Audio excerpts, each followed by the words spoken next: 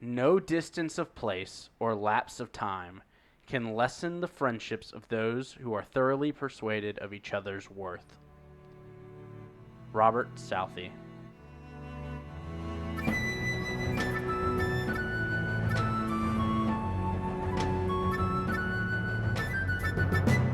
Bending Not Breaking, Season 3, Episode 19, Sozin's Comet, Part 2, The Old Masters.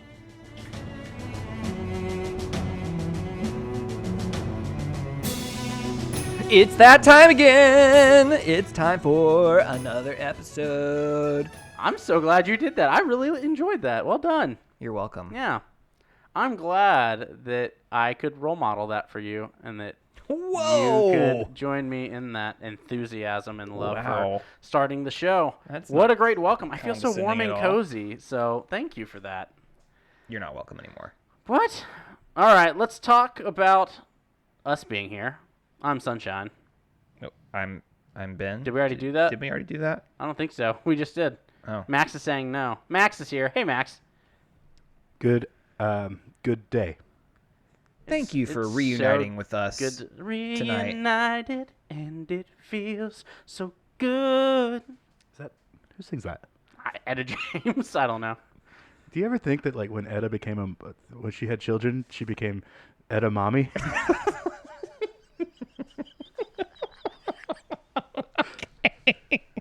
That's a terrible joke. That's such a bad joke. Why am I laughing so hard at that joke?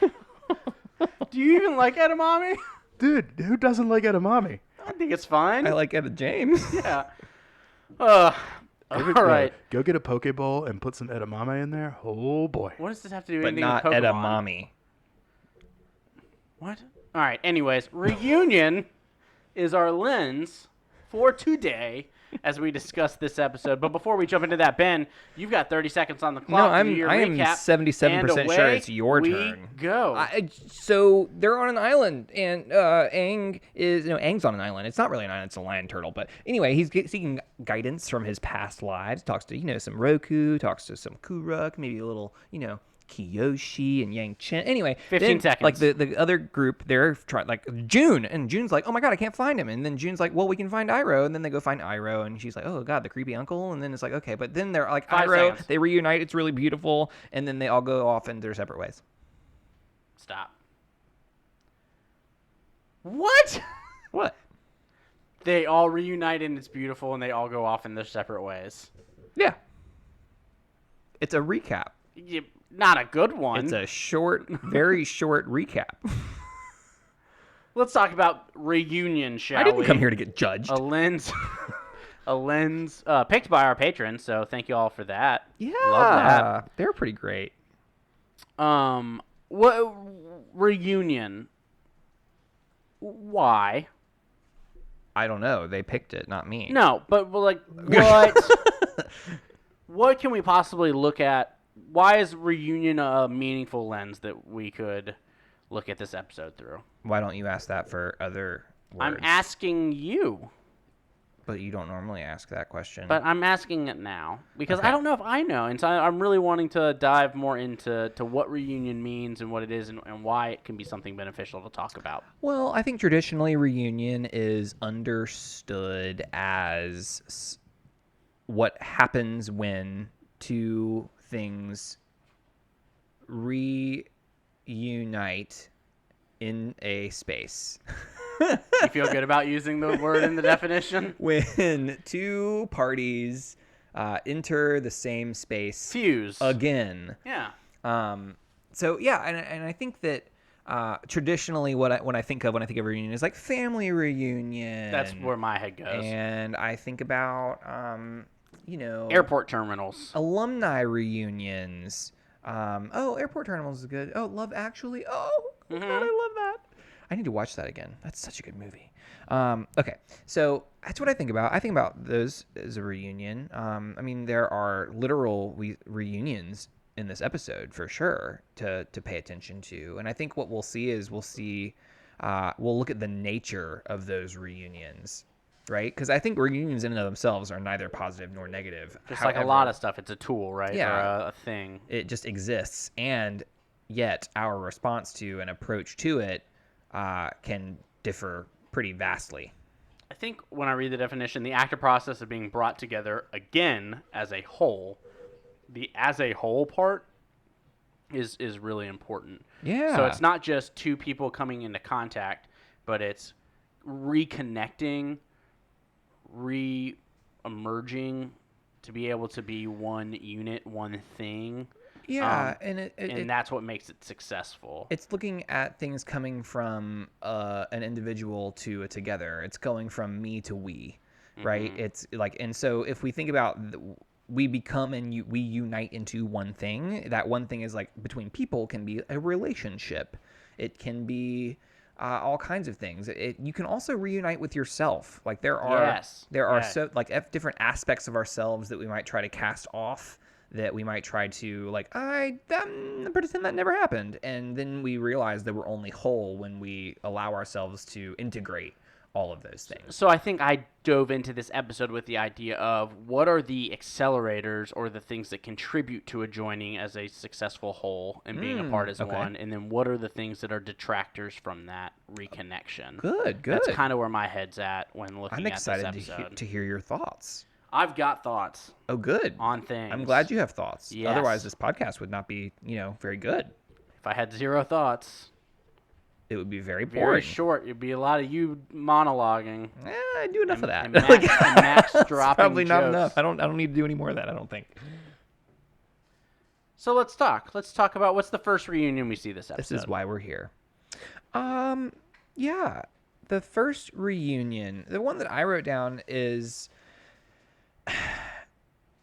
you have Aang waking up and he is alone, but when we are asleep, He's not alone. When we are asleep, we have this, like, we are in and of ourselves, but when he wakes up, there's this reuniting with Momo. It's like, oh, I'm not alone, right? And I think Momo creates that presence that I wonder if he would have felt as safe had Momo not been there. I genuinely think that's right. I think that's fair. I think there's so many moments, and we see him process with Momo in the episode. Yeah. And he acknowledges he's just processing himself. Yep. But I think Momo is comfort. I think almost like any family pet, it feels like home when they're around. Yeah. So I think that was very helpful for him. For sure. And so does that mean that when reconnecting with yourself, having a support system around you that's comforting is beneficial? Are you asking or are you saying? I'm asking. That's why I asked it as a question. Yeah, but oftentimes your questions... It wasn't rhetorical, Ben. What's the answer? Give me the answer. I mean, sure. Why not? I think that, for sure, I think having a support system makes processing our wholeness easier. So potentially having a support system that you can reunite with or unite with in the first place even can allow you to reunite with yourself in a way that you couldn't have without said support system. Right? Yeah. Correct. Yeah. I think that's right. Thanks for saying that's correct. I appreciate it. I feel good about that. Yeah. Thank you for that answer. You're welcome. So reconnecting with yourself, realizing that you're in a new place, having a strong connection with yourself is pretty important to be able to navigate that, it seems. How about you? The first moment that came out to me was the reunion of June and Zuko. That happens pretty early on. Team Avatar. And I think it's important. I think I know where you're going. I think yes, because I feel very strongly on this. It's been 6 months, right? It's been 1 week that we got to see. It's been more than a week. And those aren't the lyrics. But it's been 1 week to hate me. Yep, nailed it. It's been at least 3 months, if not 6 months, if not longer. And the first thing that June says when she sees Zuko is, "Where's your creepy grandpa?" So what does that say? I'm going all the way back to the first season because it's something I feel very strong on. And we talked about this moment. We did, and it bothers me that it's something that fandom still argues about. She feels so strongly about the discomfort that she felt around Iroh and his behavior and the way that he treated her that it is the first thing that she brings up in this reunion. and I think that is meaningful and worth talking about. It's telling. It says that the impression that he left, made a lasting impression. Correct. Right? And so can you remind us of what happened in that season 1? Because I don't know that everybody will remember. So he flirts, he gawks at her, he kind of hangs around her, but the big moment is that he pretends to have gotten hit by the tongue of the Shirsu so that he can lay under her while she is paralyzed without her consent and for all the wrong reasons. Yep. And it gets argued about all the time on threads of, well, he's just an old guy, or he didn't mean anything, or nothing happened, and all of that is wrong. He is, without her consent, putting his body on her body, and it is 100% not okay. And now we get proof in the 3rd season that she was affected by it. Yeah. And I think it's worth noting that I think the way you phrased that would offer people to have a way in to conflate it. And so I think that he was blown away by an explosion just in the same way that she was and that Zuko was. They were all blown back. He caught her. Right? And the difference is he had the option to move after being put in that position. Correct. And he chose not to. Correct. In fact, he chose to shush Zuko. When Zuko was going to call him out on it. Zuko called him out on it. Yep. And June made a face in that moment also. That she recognized. That she saw it. Yeah. And so it was one of those things where he put his body on her body without consent. He left his body on her body. And I think that equally they are wrong. Yeah. I think he made an intentional choice to do that. Yes. That is just as bad as intentionally moving in. And so I think that I just wanted to clarify that because I think that both are important and equally important to invalidating in this moment. And I think the reason I lift it up is because it is clear to me that past behaviors, past actions will always have an effect on future reunions. Yes. The way that you build relationships, the way that you relieve relationships will either allow you to reconnect better on a reunion or be a blocker to connection. Well, and we've talked about I think what I love about this podcast is the more we do it, the more we have things that we can reference things that we've talked about. But we've talked about forgiveness, we've talked about regret, we've talked about all of these things that people can move past. We've talked about revenge, we've talked about all of these things that people can like harness and latch onto and sink their teeth into. And depending on one's approach to any of those things, it will affect a reunion. Absolutely. Right? All of those different lenses that we've talked about have the potential to drastically affect any sort of the reunion itself, but also our feelings around, our feelings of anticipation towards a reunion, right? So if I haven't forgiven Iroh for this moment, I am much less inclined to feel any sort of positive emotion when I see someone that's even connected to this man. Her first reaction is, where's he at? Yeah. Like it has nothing to do with Zuko. It has everything to do with her association of Zuko with Iroh's negative action in that moment. Correct. Which is interesting that we can, our notion and appreciation and or concept of reunion regarding an individual can be affected by someone else entirely. Yeah, someone who's not a part of that. Yeah.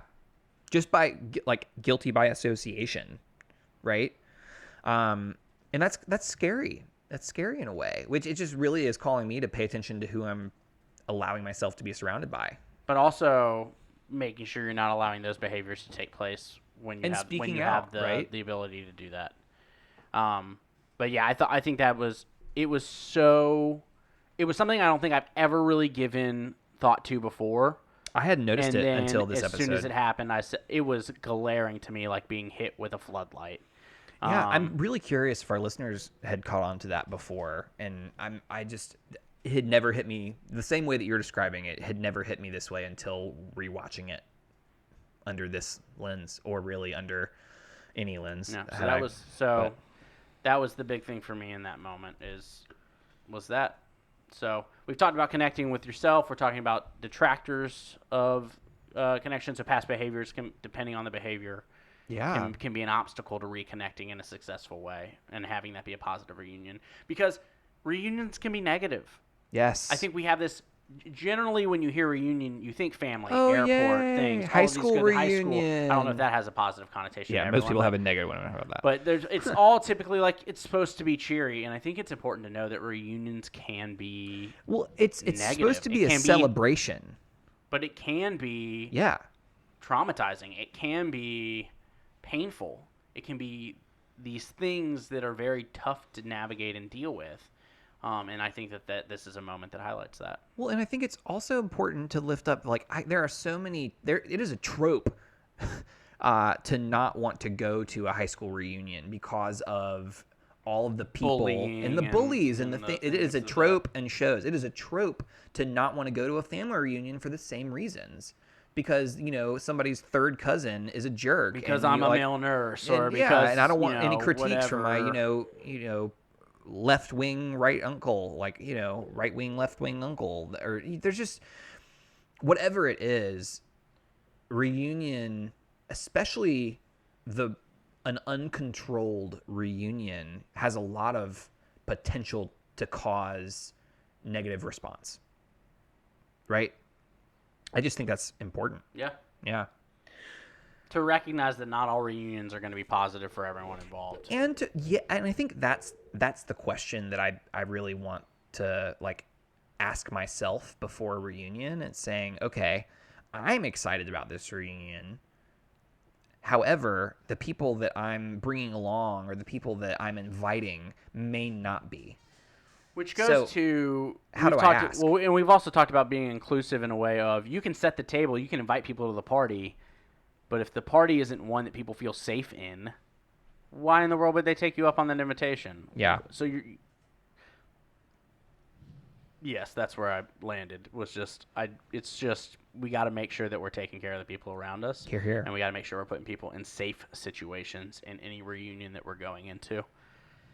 And then I'm just like, and not faulting people for not want to reunite, right? Not shaming people who don't want to be a part of a reunion. Yes. And not shaming them for not sharing with you why, right? Yeah, people are going to set boundaries. That's a good thing. There might be a reason where someone doesn't want to go home. And trusting that when your relationship is strong enough that they will let you know. Yeah, I love that. Mm-hmm. Trust. Absolutely. Yeah. Let's get back to Aang, can we? I like Aang. He reunites with so many avatars this episode. He does. And I love that about this episode. Okay.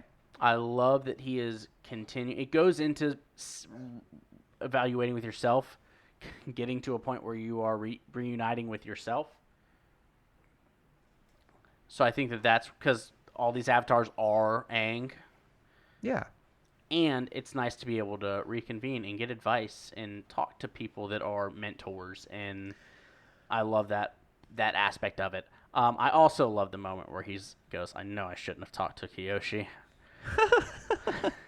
Well, to me, like, if we take that metaphorically and to think about our past selves, not in the sense of our past selves in prior lifetimes, but my 10-year-old self is a different Ben than Ben now.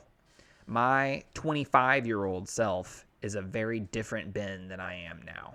And if you could give your advice to your previous selves, how much better could you be now? Like, if you could be your own trusted adult? That, and how much better would I be if I could remember some of the things that I found important a while ago? Yeah. So I have to remember that my past selves have wisdom to offer because I learned things at crucial moments in my life.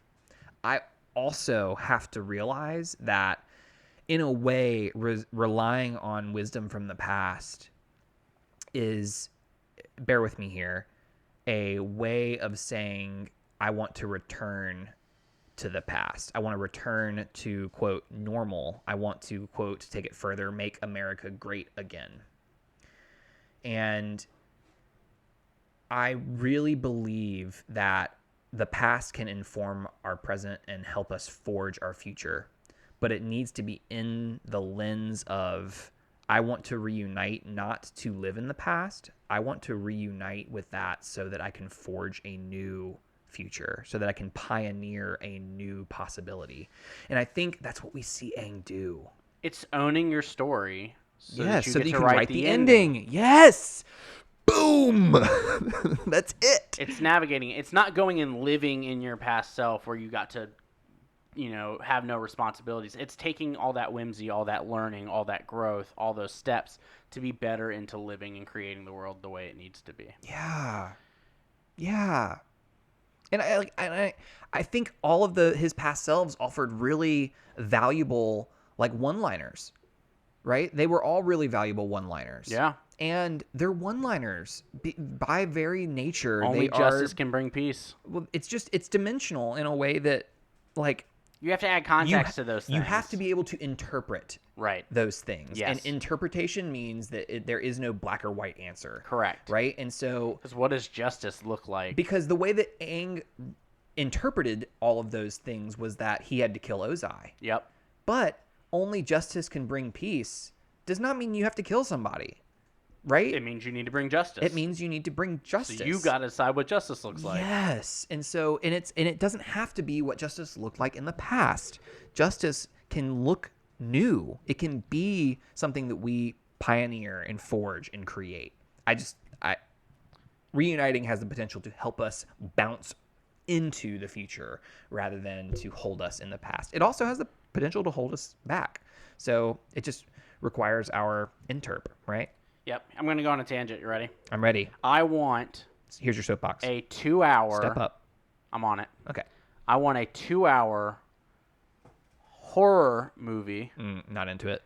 with Karuk's encounter with Ko and the glowworm. I'm out. No thanks. Do you know the glowworm yet? Have you got there? Huh? There's Ko's dad. What? Yep. Why haven't I seen this? You gotta. Oh, I haven't read the book. You gotta get Okay. into things. But I think it would be terrifying. Yeah, that Because sounds We terrifying. find out in the comics early on who Ko's mother is. Yeah, but other people haven't read the comics. I know, but you should, because ideally we'll get to that at some point here in the future.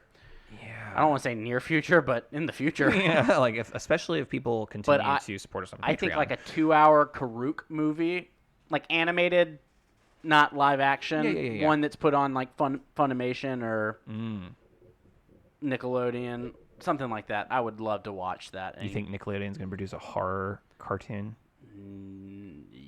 Adult Swim Cartoon Network? Nickelodeon is a Universal subsidy, and Universal does Halloween Horror Nights every year. And so, yes, in my headspace, I think that they could make a PG-13 We'll agree to disagree. Karuk horror movie.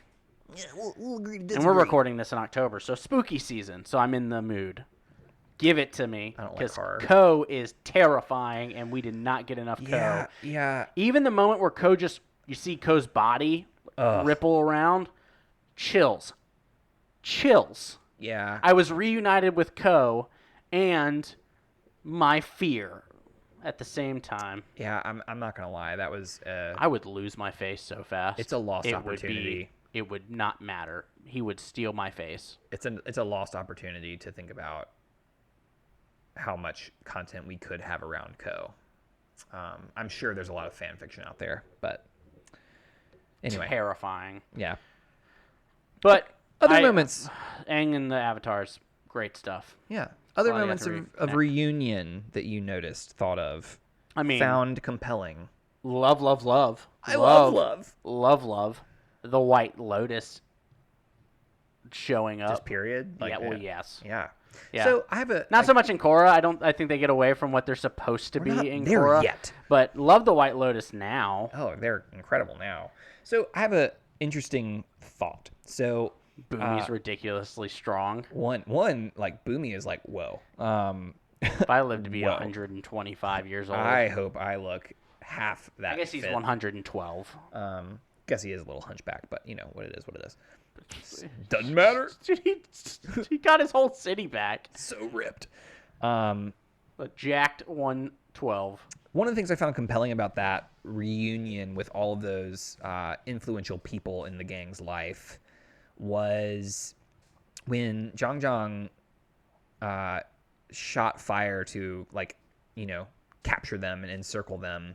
At first, it looks like normal fire, but when it's reflecting off of the White Lotus, as it's panning through all of the people who have shown up to this meeting, the fire is different colors. It reflects as different colors, and it really reminded me. Has Zhang met Ran and Shaw? It reminded me of Ran and Shaw. Mm-hmm. Yeah, and the color fire there. And I found that It's little really glimmers. It's like green and like it has its moments. It was really like very neat in terms of just the color it was emitting, and it really reminded me of that. And so whether that's proven wrong or not, that's what I see. I had forgotten that Toph had yet to meet 3 out of the 4. Yeah. And I don't know if Zuko's met any of them. Yeah, I don't know.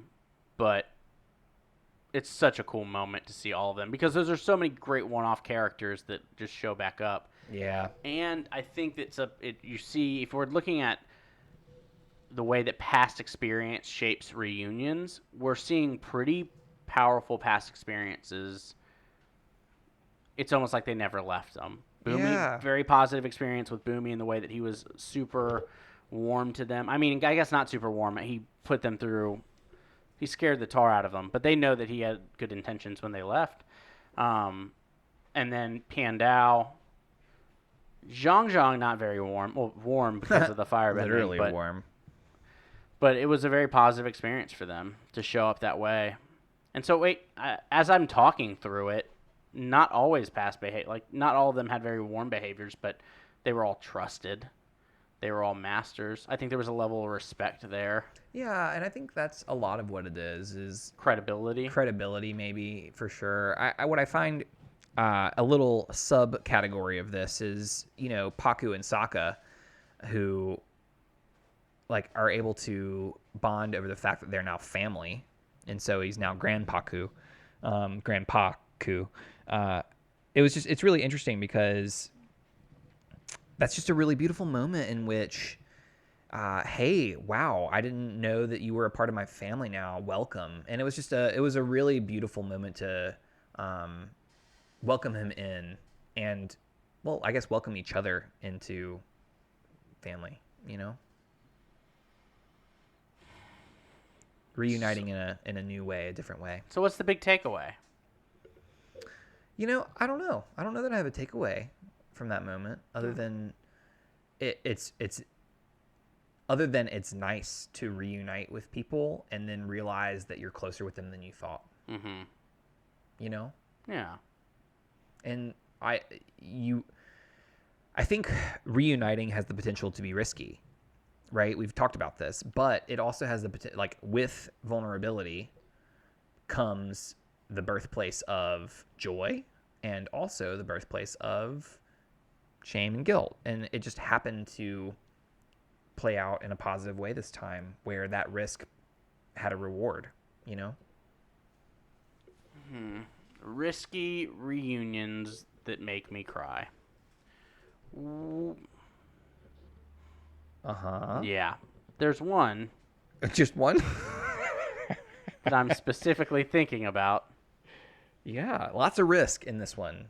Lots of vulnerability. And Zuko with Iroh. Yes. So much vulnerability. So many tears. I watched this episode 3 times out of the last 24 hours. Yeah. Just as we were prepping for this, and I teared up every time. I teared up, for sure. Every time. Yeah, I was never angry with you. I was sad because you were lost. I thought you lost your way. Yeah. It's hard when you feel like you've damaged that relationship. And so we talked about reunions where you're not comfortable with the other people, but this is a reunion where you're not comfortable with yourself because of the decisions unsure about what's going to happen, right? Yeah. And you've made the mistake. You've damaged the relationship, and it can be too difficult to repair in your eyes. It could be that they won't forgive you. It could be so much. And I just love Zuko comes into this terrified and it's so real, and I think that's what makes me tear up, is that like I've felt this. I have like been in a place where I made a mistake, and all I want to do is repair that relationship because I care for this person so much. And I really worry what would have happened to Zuko and his thought process, his mindset, his ability to move forward had Iroh not been as loving and beautiful as he was in this moment. Right. Like I worry, because the damage that comes from that kind of fall can be really challenging to bounce back from. I also want to give a moment of thought to the way that Zuko enters that space. Yeah. Iroh's asleep, but he just sits there. What is the reunion like? How did you prepare for this reunion? With that, and also, I think there's so much power in just being physically near. No talking. I think, like, yes, talking's great. But I'm saying I think there's still a power in just being close, physically close, and Absolutely. a strength and a connection piece that can come with that. And so I would almost think that Zuko probably had a little bit of relief in that moment where he was just able to sit and be near Iroh. And knowing that Iroh wasn't going to get mad because he was sleeping, but knowing he could just be there close with him, I think was something that was probably very powerful for Zuko. It's something that I felt was very powerful in that moment. Yeah, that's and really it just beautiful. highlighted that for me, is that sometimes just being physically close can be so repairing, can be so helpful. Well, you know, he didn't have to wait in there. He could have waited outside. Correct. He could have like gone and been eating dinner. He could have been like, "Oh, I've been waiting for you." And it carries different weight. It communicates something different to be willing to sit in that space. Right. And be willing to sit in that silence. For sure. Now, I don't know how I'd feel to wake up with someone in my room staring over me. Like Edward Cullen. Who? You've seen those movies. Oh, yeah. I put them really close to a movie that doesn't exist. A movie that should not be named. Oh. Other moments of reunion I have are Aang and the Lion Turtle. Tell me more. Juan and the Lion Turtle. I see. Now Aang I and the Lion Turtle. see. Tell me like what were your takeaways on that? So the Lion Turtle was the initial creator of the Avatar, and so I think that is the ultimate reconnecting with self, the ultimate processing of him kind of with his original state, original purpose. I don't know if I agree with your Hear supposition. me out. So we talked about we talked about with Indira going to the original source for guidance. So the original source of bending, sure, but so I think Rava versus Lion Turtle. Versus, fair. Okay. Great. Good talk. Keep going. I change everything I've said. It's not a reunion that I want to talk about. I think it's still a reunion. It is. It is still a reunion, and I think it's a really good moment. I love that he was able to get that guidance from the Lion Turtle and understand the power that lies within himself through that conversation.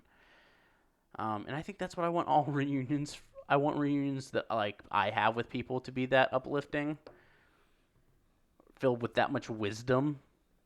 Yeah. I don't think I hit that all the time, or maybe some of the time, but I really like that moment, and it's just one for me that's the idea of talking and listening and soundboarding. And I wonder if you're able to speak to a lion turtle almost like a therapist, almost like someone who's not sitting in judgment, someone that you can just kind of open up to. It feels that way in that conversation a little bit. I hadn't thought about it that way. And so I like that moment. Interesting. Yeah, I think non-judgment is a huge component of like all the things. Yeah. That's Great reunions. super important. But that's such a thing. You hear people say I don't pass judgment, or I'm non-judgmental, or when groups create norms for our rules for a meeting, they always say, this is a no judgment zone or judgment-free zone. Wrong. I don't know if that's possible. It's I not. don't think that's possible. I think you can be aware of your judgments, but I think you're going to have judgments, but that's where the self-awareness piece comes into play. But if you can do that well, if you can be aware of your judgments and navigate your behaviors around those, you can create a really supportive reunion. And so I think you're right. I think that idea of being aware of judgments and checking your own story can be very beneficial in creating stronger reunions. We don't actually see this next reunion I'm about to talk about in this episode, but we talk about it. So Iroh talks about his reunion with Ba Sing Se, and he came originally trying to conquer it, right? And now he tries to restore it and to save it. And In between that, he came as a tourist. So I think it's fascinating to think about how oftentimes we have a prior experience, a prior friend, a prior thing that we have been joined with in some way. And because of our mindset, because of the frame that we have been working in, that friendship, relationship, experience is no longer serving us. And so we leave it. And then to be able to reframe and reshape our expectations, reframe our perception of the event, of the person, of the thing, allows us to reunite with it in a way that we were never able to before. And I think that Iroh's reuniting with Ba Sing Se in this concept, in this frame, kind of demonstrates that in a way that we don't necessarily see elsewhere in the episode. Thoughts? Yeah, if I'm hearing you right, the way that we shift our story and the framework around the way that we think about things can drastically have an effect on the way that we perceive them and the way that we reunite. Yeah.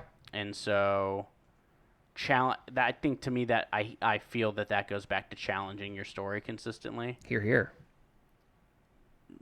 We've talked about it before in several times this season of you have to take other experiences from others as truth, but you have to constantly challenge your own as to what you are perceiving in a moment. And I think Iroh has been able to do more self-worth checks. Maybe it's he feels good about the way that Zuko's turned out. He feels redemption maybe. But he's got a new mindset after the death of his son of what life is supposed to be about. And that drastically changes what he feels like his duty is to things like Ba Sing Se and the people that live there.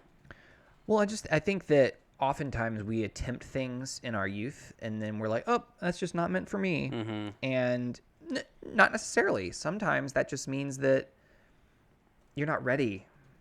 You're not ready. You got to think of it a different way. Yeah. You got to approach it from a different standpoint. Sometimes time is necessary. Yeah. Yeah. And being willing to accept that you're not ready is so hard. And yet, if you can do that, then you can work to be ready. Yeah. Yeah, absolutely. For sure. All right. Any other moments that we want to chat about before we move on to our break?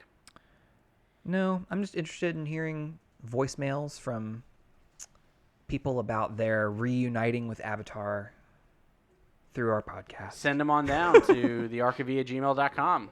All right, we will take a quick break, and we'll be right back with a practice, devotion, and our gratitude. Woohoo!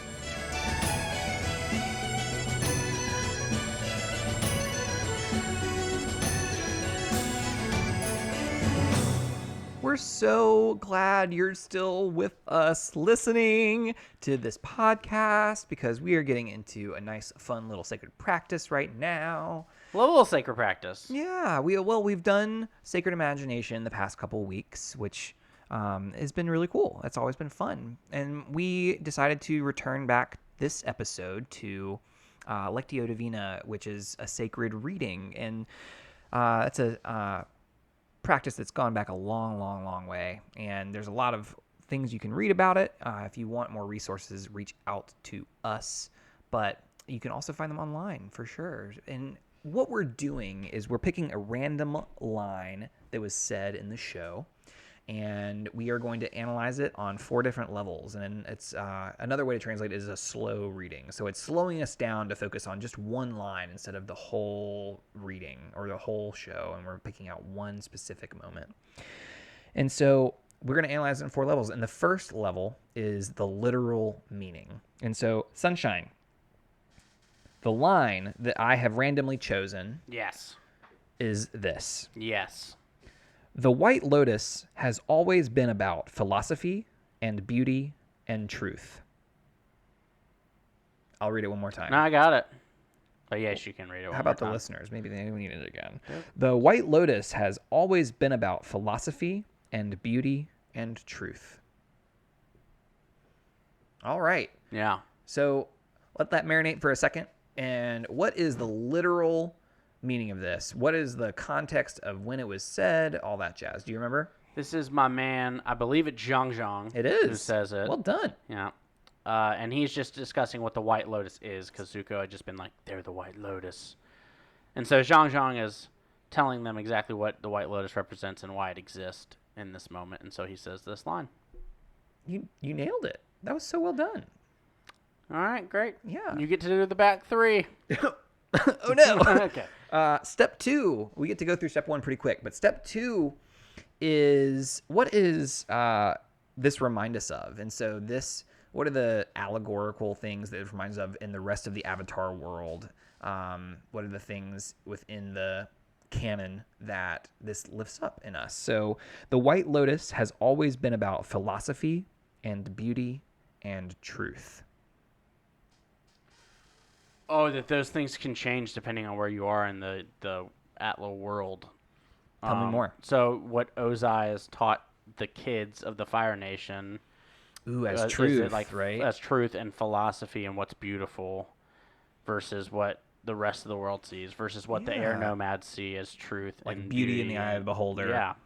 But that's what first came up to me is how different that can be based off of where you're living. Because what is truth to the Earth King? And that's so true. Yeah. And what is truth to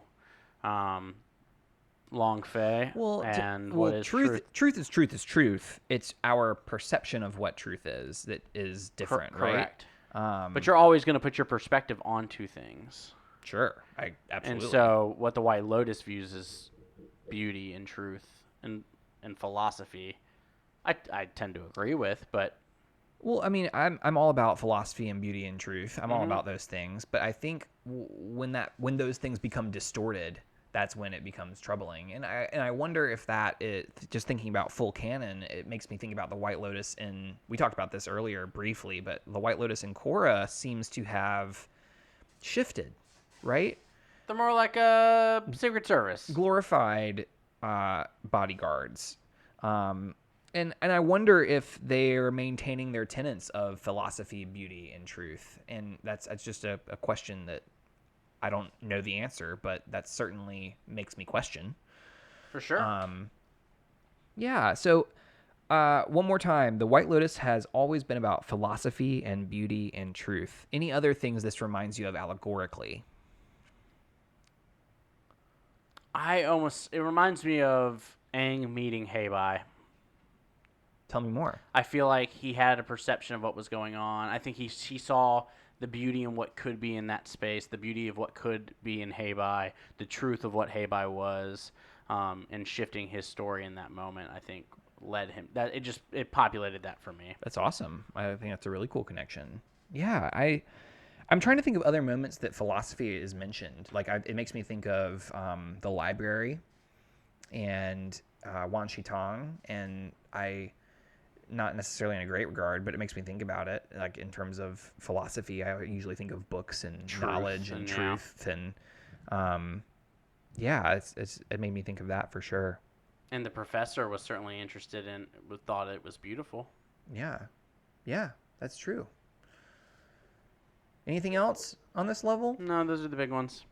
Okay. I'm done with level 2. Move to 3. we have leveled up. Level 3, and let's be real, this is a huge reduction of what Lectio Divina can be. This is a way to practice this, just as a caveat. But Level 3 is, what does this remind us of in our own lives? How do we open this up to our perception of this sentence? And so what does this remind us of in outside of the Avatar canon? So I'll read it for us once more. The White Lotus has always been about philosophy and beauty and truth.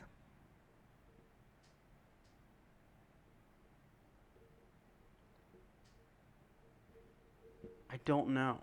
That's okay. I know. Yeah. Okay. Let me take a stab at it. So, Please do. I'm in school right now, and what I'm realizing is that all of these things, kind of like what we were talking about earlier, are so heavily debated. Like, philosophy is all about, like, this is the way we think about things, but, like, it's all about challenging thought. And beauty is, like, man, it's so interesting to think about what people call beautiful and the judgment that people place on beauty, whether that be a cultural judgment or individual. But then also, like, truth is so seriously conflated because it's hard to discern what truth is. And like, it just making me think about those things. And so being a society that's committed to that, I want to join something that's committed to talking about these things. And understanding the difficulties with that. Yeah. Like there's so much self-development, and it has to go into being able to say those are truly tenets of what you're doing. Yeah, and these gentlemen that we see, unfortunately, we don't see any grandmasters that are women, but what we do see is we see these guys who have put their life into really mastering something and really growing and becoming, and there's just this level of respect that it feels like they have given the world through their level of knowledge gain, that it reminds me of the respect I have for great teachers. And I don't always agree with my teachers, right? In fact, I disagree pretty profusely with a few of them right now, but it doesn't mean I don't respect them. And like, I think about Paku, for instance, who is somewhat, at least sexist at some point in his life. And I think about Zhang, who had several like things that we kind of disagree with his methods, and even Boomy. Like, it doesn't mean we like do not think about their faults. It means that there's this level of respect that I have for this group. That was a long rant. I don't know that there was a point to that, but that's what it reminds me of. That's what it makes me think of. What is it? Do you have anything else after I talked for a hot minute? Yeah, I think for me, I think it just goes back to getting to that level to be able to say how do I live into those tenets requires so much effort and so much work to be able to do that in a way that's meaningful, and to say that you do that, and to say that that's a philosophy of your organization. I wonder if that's tough to live into in a way that's accountable. Yeah. Yeah. I think it's when someone says, "Oh, as a goal, we are inclusive to everyone." Yep. And then that's really hard to do. Yep. And I think it's a great thing to strive to, but I don't know if you ever get to a yes. So, for that to be their mission, I feel maybe that's good. It's just the lens we're constantly looking Correct. through, right? It's we're never going to attain this, but we're going to always work towards it, I think. Well, and what I love about it is it's not we are a group that knows these things. It is a group that is about these things. Mm-hmm. We are pro talking about these things. That's what it comes across as. Yeah, that's great. Okay. Level 4. Level 4, our ultimate level, is if you were called to do something based off of this sentence. What is it that this sentence is calling you to do? What are the actions that this sentence is calling you to take? I'll read it one more for our listeners. Yeah, absolutely.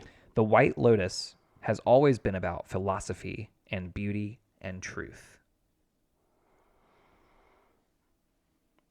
I feel just so called to always check my own perceptions to see if I'm living into that, if I'm living into truth. What is truth? Where are my sources? Why do I believe the things that I believe? Yeah. I just feel called to do to always be a revolving door of why am I thinking this right now? And do I feel good about that? And is that coming from my value place, or is that coming from somewhere else?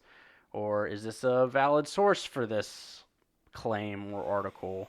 Yeah, I'm gonna just to hop. kind of be in a consistent flow of that. I'm gonna hop on the train and being in school right now in a divinity school in which I am not of the predominant religion.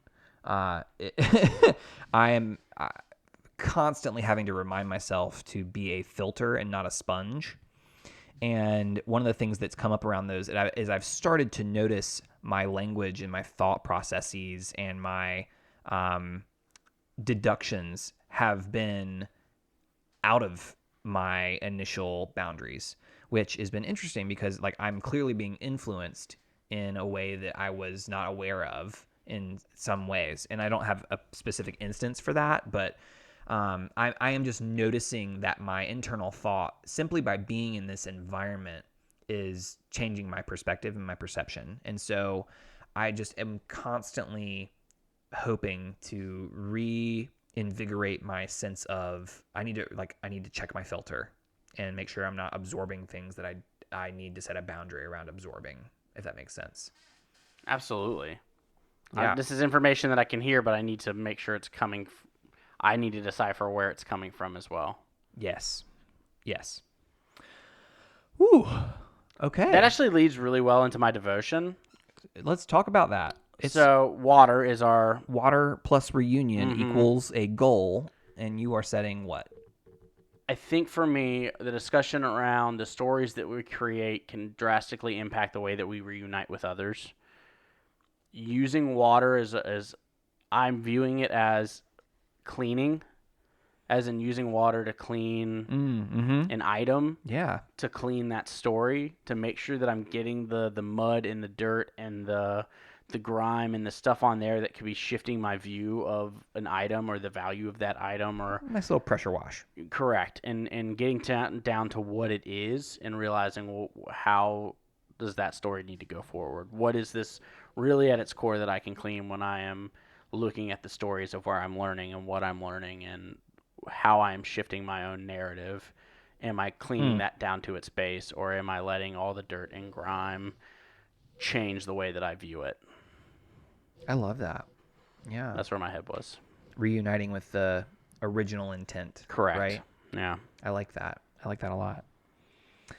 I kind of thought about this while I was watching the episode, but like reunion and water is interesting because I think about like the water cycle. And so water may start in the ocean, and then it evaporates into the air, and then it becomes a cloud, and then it rains, and then it goes into rains on a mountain, and it becomes into a river, then a river flows into the ocean, and then the whole starts over, right?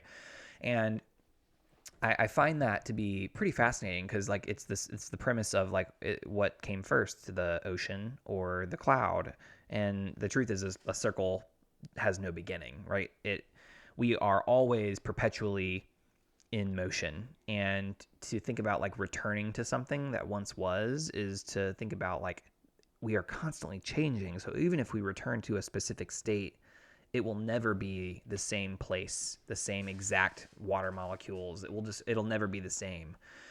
So it just really reminded me of, even though we may be experiencing similar states of mind, similar experiences, we are changing and growing.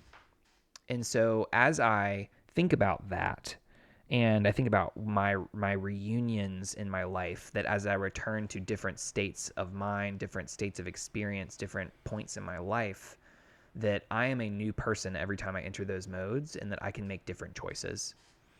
And so, long story short, it's as I consider my future reunions, I want to not consider them under the umbrella of, well, this is what I did in the past, and so I have to live into that, but rather, this is what I did in the past, and this is what I can do in the future. Love that. Love every bit of it. That's beautiful. Thanks. We got some work to do this week. We do. I'm gonna accomplish all of that this week. Check. All right, gratitude. Ooh, I Let's forgot talk about gratitude. this. Gratitude's important. I love gratitude. Okay. So I am going to pick Aang. I am grateful. I don't think I've been grateful for Aang. I don't know if I've picked Aang or not. If I haven't, It's been a while. I like Aang. Aang's great.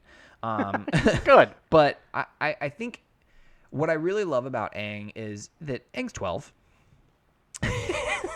Oh, I forgot. Yeah, and he has done everything that we could ask and more from anyone close to being in this situation. He has sought wisdom from himself, from his past selves. He's sought wisdom from his friends. He has been training. He has been growing. He's been investing in this for so long, and he has prioritized his play. He's prioritized his learning. He has come to this moment right here where he is taking this on from the best place. And I'm grateful for his leadership, his modeling, his humility. I'm really grateful for Aang for so many reasons, but those are some among many. He deserves some gratitude every now and then. Every now and then. He's got a lot going on. I'm going to give my gratitude to Yang Chen and Kiyoshi. Duel. We do not see a lot of women mentors throughout this series. We do not. And I love seeing them lifted up and being in a space where they are confident in their experiences and confident in what they are and realize that they are deserving to be mentors in that moment. And I love seeing them that way, and I love seeing Aang take Yang Chen's advice and listen to Kiyoshi with the same intensity that he listens to Karuk and Roku in those moments. And so I love that they have that opportunity. I'm grateful for their advice in that moment. So I'm giving my gratitude to Yang Chen and Kiyoshi. I'm grateful for them too. Whew. Absolutely. 2 more episodes, and then we are 2 done more. with season 3 of Bending Not Breaking and Avatar: The Last Airbender. Oh man, that's cray. Wow. Well, what? Max is making faces. Yeah. So here's the deal. We are really excited to have taken this journey with you. It's been Yes. this has been years. We've been doing this for a while now. Mm-hmm. And we're hoping that we can continue. Like, our plan is to continue. I'm going to be real with y'all. We still need more patrons to reach our goal of 50. That being said, we are hopeful that even if we don't make it, we're going to do our best to get into Korra because we're just so excited about it. That being said, we really would appreciate if you have the capacity to take time to invest in our Patreon, and you can do that by visiting us at bnb_pod on Patreon. And there's lots of cool things you can get from that. Sunshine, what do you think about that? Can you tell us a little Love bit about that? You can also follow us on Twitter, Instagram, and TikTok. That's new. That's new. BNB_pod there, and on Facebook, Bending Not Breaking. But thanks to everyone for the support y'all have given us so far, and it means the world to us. Patrons are amazing. You're keeping us afloat. It is fantastic, and we're excited about what the future of this podcast can look like. Next week, part 3. The week after, part Finale. 4, which The we've got end. a special guest for that, which is awesome. So don't miss that. But until For next sure. time, I'm Sunshine Mayfield, And this has been. and this has been Bending Not Breaking. Thank you for listening. Bye.